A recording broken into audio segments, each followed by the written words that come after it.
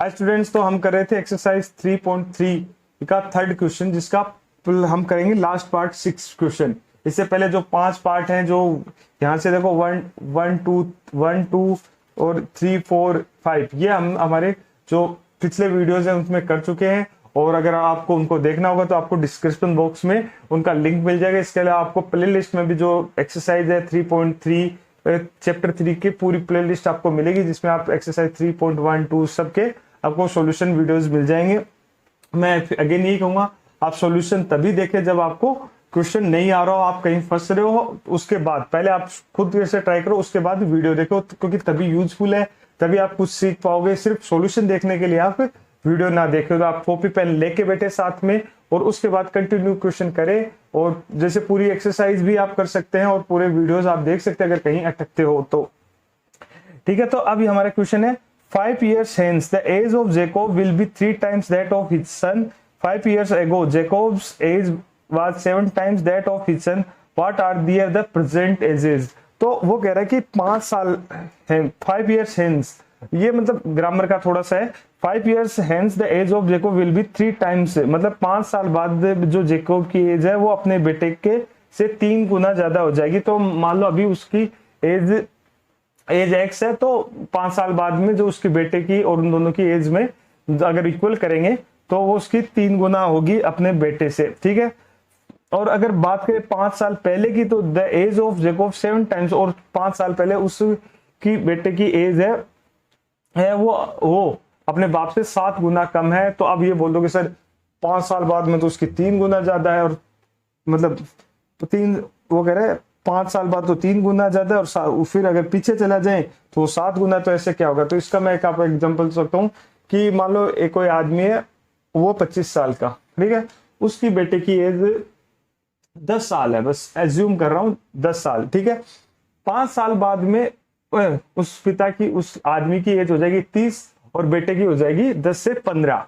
तो वो 15 तो वो दुगनी है। अब पिता की एज कितनी है 30, बेटे की 15।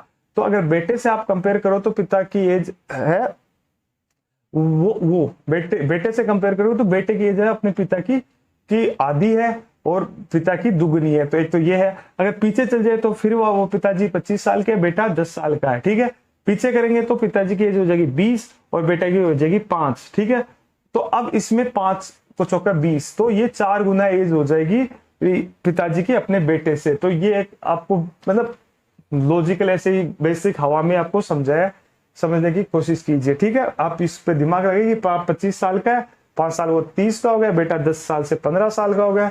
सेम वापस पीछे चलते हैं तो बेटा अभी भी मतलब 25 का ही मानना, 10 का मानना पड़ेगा बेटे को, और बाप को 25 का। वो पीछे जाएंगे तो वो 5 साल का हो जाएगा और बाप 20 साल का हो जाएगा। तो ये एक कंसेप्ट है। ठीक है, अब इसमें हम वही प्रेजेंट एज मानेंगे कि इसकी प्रेजेंट एज कितनी है और है। तो अब मान लो कि जेकोब की एज है वो कितनी है अभी, एक्स। जेकोब की एज है प्रेजेंट एज, हम लिख देंगे यहाँ पे प्रेजेंट एज, और सन की प्रेजेंट एज कितनी है, वाई। तो ये जेकोब और उसके बेटे की प्रेजेंट एज है। ठीक है, अब इसमें आपको क्या करना है कि आपको वो कह रहा है कि the age of Jacob will be 3 times that of 5 साल बाद। तो 5 साल बाद में जेकोब की भी कितनी हो जाएगी, 5 साल बाद में इसकी 5 साल बढ़ जाएगी और बेटे की भी वाई से 5 साल बढ़ जाएगी। ठीक है, ये एक सीधी सीधी बात है। कह रहे 3 टाइम्स ऑफ हिज सन। ठीक है, अब वो कह रहा है कि अगर इनको बराबर करें, वैसे तो बराबर होंगे नहीं, जैसे मैंने कहा कि बेटा पिताजी 30 साल के हो गए, बेटा 15 साल का हो गया, तो अब उनको बराबर क्या करेंगे, तो 2 गुना 2 से मल्टीप्लाई होता है तभी तो वो दुगुना होगा। तो वो कह रहा है 3 टाइम्स, वहां पे 2 टाइम्स है, तो यहाँ पे इक्वल करने के लिए हम y + 5, और यहाँ पे वो कह रहा है 3 टाइम्स।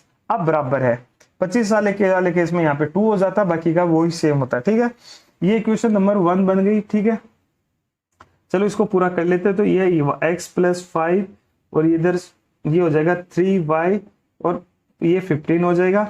ठीक है, इधर ले आएंगे x, इधर ले आएंगे x - 3y और ये 5 उधर चला जाएगा, तो ये 15 - 5, तो ये हो जाएगा x - 3y = 10। ये इक्वेशन 1 बन गई। ठीक है, यहाँ पे लिख देंगे 5 साल बाद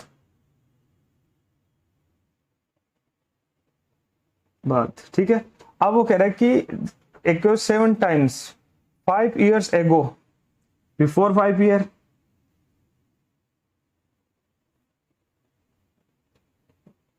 तो अभी मैंने जो एग्जांपल दिया कि जैसे 25 से 20 का हो जाएगा, तो यहाँ पे जो अभी प्रेजेंट है तो वो क्या हो जाएगी, उसकी एज वो कितनी अपनी एक्स, तो उससे 5 साल तो हम 5 मान लेंगे और बेटे की भी -5 हो जाएगी, तो दोनों की घट जाएगी। जैसे बेटा मैंने कहा कि 10 साल का तो वो 5 साल का हो जाएगा।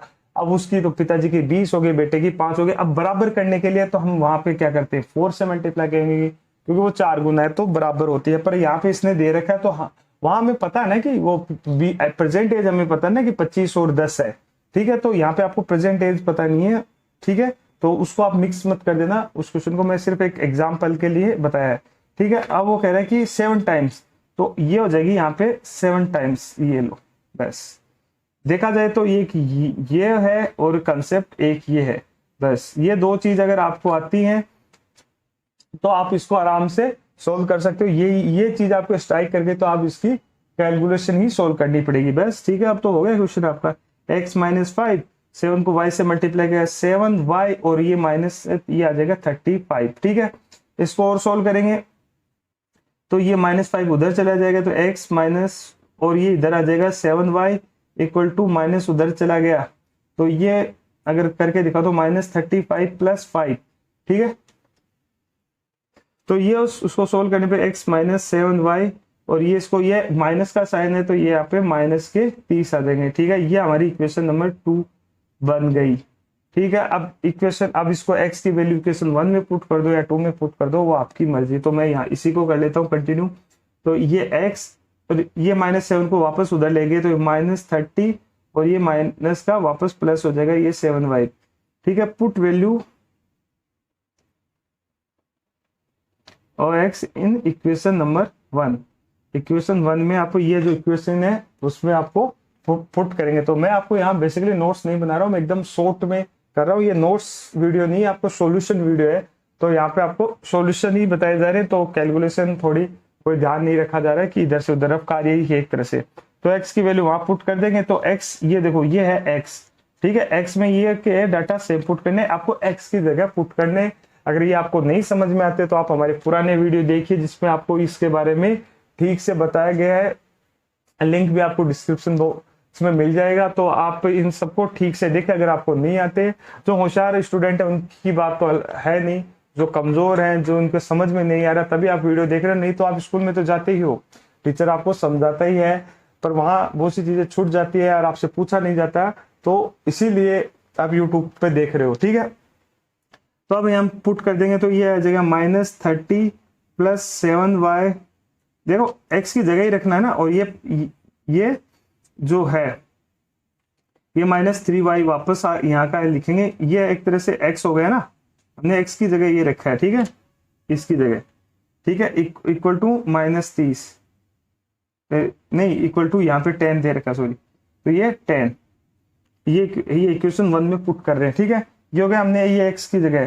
तो अब इसको सोल्व कर लेंगे तो ये 7y प्लस का ये -3y, तो ये घट जाएगा तो ये आ जाएंगे 4y और ये -30 उधर चला जाएगा और 10 + 30, तो अब ये हो गया 40y इक्वल टू 40/4, ठीक है। ये y ये यहां से कट जाएगा तो ये 40 आ जाएगा 10।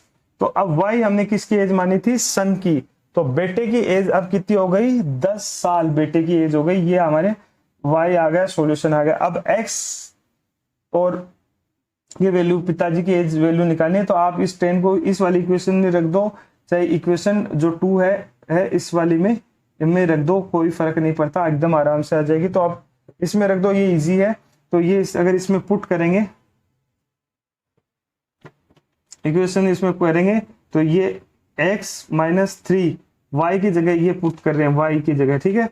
तो ये हो जाएगा 10 इक्वल टू 10, तो ये x -30 इक्वल टू 10, तो x ये -30 उधर चला गया और ये हो जाएगा ऐड हो जाएंगे, ये हो जाएंगे ऐड, तो ये हो जाएगा 40।